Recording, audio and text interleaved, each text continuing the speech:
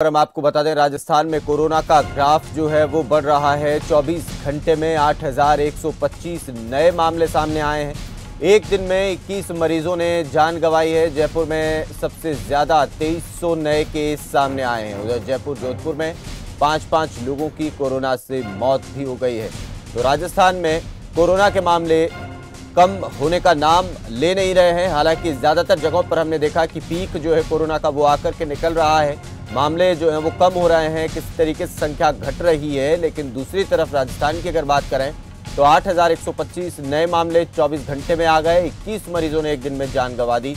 तो बड़ी खबर अब आपको बता रहे हैं, कोरोना के मामले बढ़ रहे हैं और अब तक के सबसे ज्यादा 2300 मामले जो हैं वो जयपुर से आए हैं। इसके अलावा जयपुर और जोधपुर की बात करें तो 5-5 लोगों ने यहाँ अपनी जान गंवाई है। ये बड़ी खबर अब आपको बता रहे राजस्थान से, जहाँ पर कोरोना को लेकर सतर्कता जो है वो और ज़्यादा बढ़ा दी गई है और मामले जिस तरीके से कम नहीं हो रहे हैं उसको नज़र में रखते हुए अस्पतालों में भी व्यवस्थाएं जो हैं वो पुख्ता हैं और जांच का दायरा भी जो है वो बढ़ा दिया गया है। दूसरी तरफ गनीमत की बात ये है कि ज़्यादातर मरीज जो हैं वो घर पर ही इलाज करके ठीक हो रहे हैं।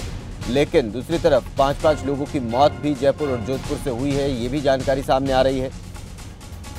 लेकिन सरकार की तरफ से सतर्कता जो है वो बढ़ती जा रही है। पिछले 24 घंटे में 8,125 नए मामले कोरोना के सामने आ गए और 21 लोगों ने जान गंवा दी। 2300 नए केस अकेले जयपुर से ही सामने आए हैं। सबसे ज्यादा ये नंबर जयपुर से है, जहां 2300 नए केस अकेले जयपुर से ही सामने आ गए और कुल मिलाकर के 8,125 केस पूरे राज्य से बात करें पिछले 24 घंटे में तो सामने आए हैं। और जयपुर और जोधपुर में 5-5 लोगों ने जान भी गंवा दी है। कुल मिलाकर के 21 लोगों की कोरोना से मौत जो पिछले 24 घंटे में दर्ज की गई है।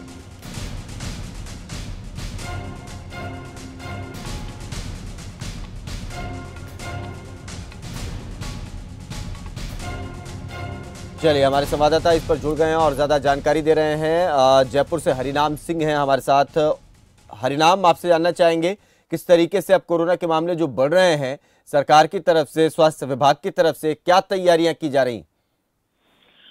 बिल्कुल वरुण, मैं बताना चाहूंगा जिस तरह से राजस्थान में कोरोना के मरीज बढ़ रहे हैं, उन सबके बीच में देखा जा रहा है कि मुख्यमंत्री अशोक गहलोत की बात करें या यहाँ चिकित्सा मंत्री परसादी लाल मीणा की बात की जाए, उन्होंने जिस तरह से पूरे राजस्थान को संभाल रखा है, उन सबके बीच में जिस तरह से आंकड़े आ रहे हैं, 24 घंटे में 8,000 के करीब आंकड़े मरीज आ रहे हैं, उन सब के बीच में ये भी देखा जाएगा कि जयपुर देखा है, जयपुर एक राजधानी है राजस्थान की। यहाँ पे एक पर्यटन का सबसे बड़ा हब माना जाता है। इन सबके बीच में ये देखा है जिस तरह से राजस्थान में कि जयपुर के राजधानी में अलग अलग कार्यक्रम हुए थे, उन सबके बीच में कहीं नहीं कोरोना को लेके मरीज बढ़ने की जाहिर सी बात है यहाँ पे आएंगे। उन सबके बीच मौतों की आंकड़े की बात करें तो राजस्थान में टोटल 21 लोगों की मौत हो चुकी है। तो जिसमें अगर सबसे ज्यादा मौत की बात करें तो जयपुर की बात करें, जोधपुर की बात करें, अलवर की बात करें या और जगह की बात की जाए, उन सबके बीच में ये भी देखा गया जिस तरह से राजस्थान में इन सबके बीच में समस्या देखी जाए, उन सबके बीच में एक बहुत बड़ी अहम भूमिका के ऊपर देखी जा रही है। वहीं अगर ये भी देखा गया है कि राजस्थान के अंदर जो कोरोना गाइडलाइन की बात है, वो एक नई गाइडलाइन के अनुसार 30 तारीख को दूसरा जारी कर दिया गया है। उन सब के बीच में ये भी देखा गया है कि जिस तरह से मुख्यमंत्री अशोक गहलोत की बात की या चिकित्सा मंत्री परसादी लाल मीणा की बात करें, 6 महीने के अंदर जिस तरह से राजस्थान को संभाल रखा है, उन सब के बीच में एक तारीख की बात की जाती है कि मुख्यमंत्री अशोक गहलोत ने पूरे राजस्थान को संभाल रखा है। उन सब के बीच में ये भी देखा गया है कि मुख्यमंत्री अशोक गहलोत ने जिस तरह से राजस्थान में अलग अलग हॉस्पिटल की बात की जाए, ऑक्सीजन प्लांट की बात की जाए या मरीजों की बात की जाए, अगर जो मरीज अगर ज्यादा संक्रमित हो रहे हैं उनको उनके घर पे भी आइसोलेट करने की प्रक्रिया की जा रही है। अगर सबसे ज्यादा संक्रमित की बात करें, आइसोलेट की बात करें, अगर जयपुर अकेले की देखा जाए, बस मैं बताना चाहूंगा जयपुर में देखा जाए तो कंटेनमेंट जोन की बात की जाए तो वैशाली नगर ऐसा इलाका है जिस वैशाली नगर में सबसे ज्यादा मरीज पाए जा रहे हैं। उन सब के बीच में देखा जाए वैशाली नगर बात, आप राजा पार्क की बात कर सकते हैं, मानसरोवर की बात कर सकते हैं। इन सब के बीच में कर्फ्यू एरिया बना दिया गया है। अगर जिस गली में मरीज ज्यादा है वहाँ एक डंडा लगा दिया गया है, उस एरिया के अंदर आप अंदर नहीं जा सकते हैं। वही अगर देखा जा जिस तरह से वैक्सीनेशन की बात की जाए, पूरे राजस्थान जिस तरह से वैक्सीनेशन की तेजी से तैयारी की गई है कि वैक्सीनेशन नंबर 1 की बात की जाए, छठे राज्य के रूप में वैक्सीनेशन के रूप में आ रहे हैं।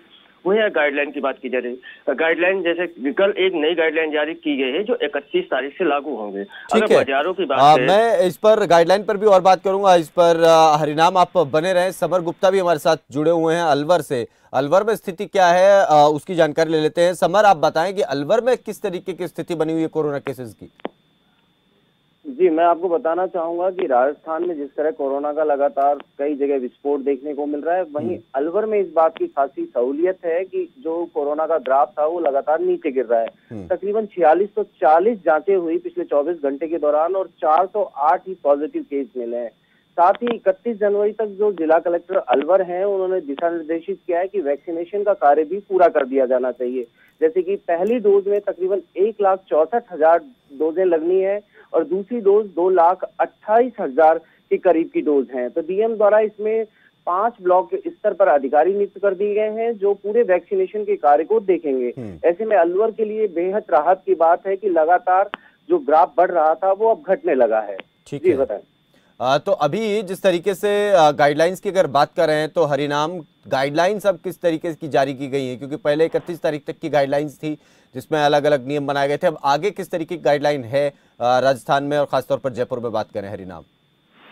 बिल्कुल वरुण, अगर गाइडलाइन की बात की जाए, जिस तरह से 31 तारीख गाइडलाइन की जारी करने की बात की गई है, उस सबके बीच में अहम जो देखा गया है कि जो बाजारों की बात किया जाए, सुबह 6 बजे से लेकर रात को 8 बजे का जो टाइम दिया गया था, उस टाइम को 2 घंटे बढ़ा दिया गया है। वो 2 घंटे बढ़ाने के बाद बाजार की जो टाइम है वो रात को 10 बजे तक खोला जाएगा। अगर बात करें स्कूलों की बात की जाए, तो 1 से लेकर 8 तक के बच्चों के जो स्कूल है वो यथावत 15 फरवरी तक बंद रहेंगे। वहीं अगर 10वीं से लेकर 12वीं तक के बच्चों की बात करें तो वो 1 तारीख से स्कूल खोले जा सकते हैं। वहीं अगर देखा जाए 6 से और 8वीं और 9वीं क्लास के बच्चों को उनको भी स्कूल खोलने, ये शहरी क्षेत्र के नियम है। और गांव क्षेत्र की बात की जाए तो गांव में स्कूलों के जो नियम है, जो स्कूल के नियम है, वो स्कूलों के जो नियम है वो यथावत पहले से खुल रहे थे, अभी भी खुलेंगे। गांव में कोई चेंज नहीं किया गया है। वही जो बाकी जो बड़े शहर हैं, जो बड़े शहरों की बात करें, वहाँ पे अगर नाइट कर्फ्यू की बात करें तो नाइट की कर्फ्यू रात को 11 बजे लेकर सुबह 5 बजे तक लगाया जाएगा। वहीं अगर शादी की बात किया जाए, जिस हिसाब से नगरीय क्षेत्रों की बात किया जाए, शादी की बात किया जाए, तो वहाँ पे सब लोगों को शामिल करने की बात किया जा रहा है। हाँ। वहीं अगर देखा जा रहा है कि 2023 का जो चुनाव की तैयारी की बात किया, उन सबको मद्देनजर रखते हुए एक नई गाइडलाइन जो जारी करने की बात की जा रही है। आप कोई कई कार्यक्रम कर सकते हो तो इसमें 100 लोगों को शामिल कर सकते हो।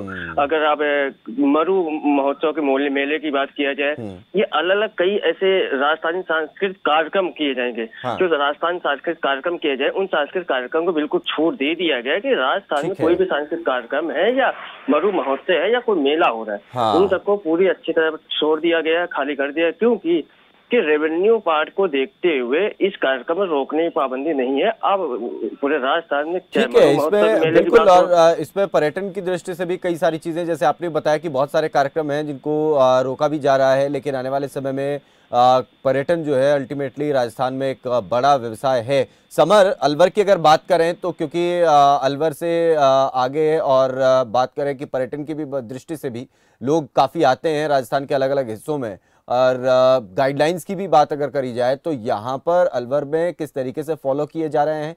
क्या नियमों का यहाँ पर सही सख्ती से पालन हो रहा है? सर, नियमों की बात की जाए तो अलवर पर्यटन की दृष्टि से काफी बेहतर माना गया है। ऐसे में सरिस्का वन क्षेत्र भी है। सरिस्का वन क्षेत्र में भी पर्यटकों की लगातार जिस तरह टाइगर्स की साइटिंग हुई है, उसके बाद बढ़ोतरी भी हुई है और आगामी फरवरी में जगन्नाथ का मेला लगने वाला है, उसको लेकर भी दिशा निर्देशित कर दिया गया है जिला कलेक्टर की तरफ से, और कोरोना गाइडलाइंस की पूर्ण पालना की बात भी कही गई है।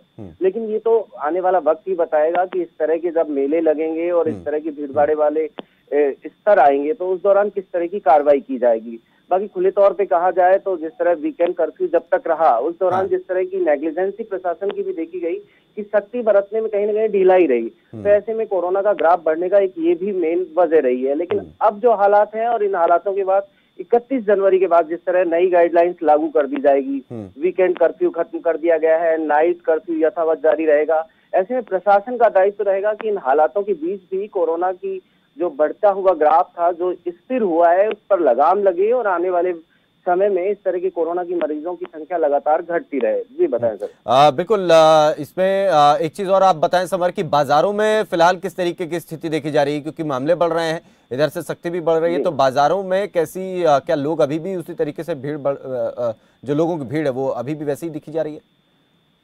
बाजारों की बात की जाए तो बाजारों में लोग जा रहे हैं, कोरोना से लोग अवेयर हैं, लेकिन अहम बात होती है कि वहां पर जब तक इस बात का प्रशासन द्वारा पुख्ता इंतजाम नहीं हो कि अगर नियमों की गाइडलाइंस की उल्लंघन हो रहा है तो उस पर कोई कार्रवाई हो, तब तक लोग भी कम जागरूकता दिखाते हैं। और दूसरी अहम बात है कि वित्त परीक्षाओं को लेकर जिस तरह का विवाद चल रहा है, आए दिन धरना प्रदर्शन हो रहे हैं, अलवर में खासकर एक मूक बधिर बालिका के मामले में जिस तरह की बहुत सारे धरने हैं, बहुत सारे रोज विरोध होते हैं, तो ऐसे में गाइडलाइंस पालना कहीं ना कहीं संभव होती नहीं दिखाई दे रही। उसको लेकर भी थोड़ा सरकार को सख्त होने की बेहद जरूरत है, क्योंकि भीड़ भाड़ इलाकों के चलते लगातार इस तरह की स्थिति बदलाव बिल्कुल, ये बहुत जरूरी है। बहुत शुक्रिया समर गुप्ता, हरिनाम सिंह, आप दोनों का इस चर्चा में और अपनी जानकारी पूरी देने के लिए।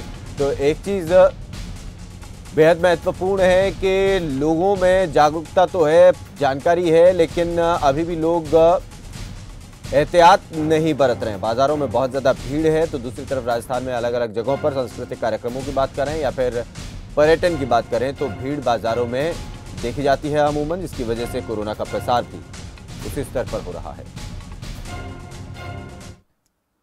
चलिए यहाँ पर एक छोटा सा ब्रेक ले रहे हैं, लौटेंगे कुछ और खबरों के साथ।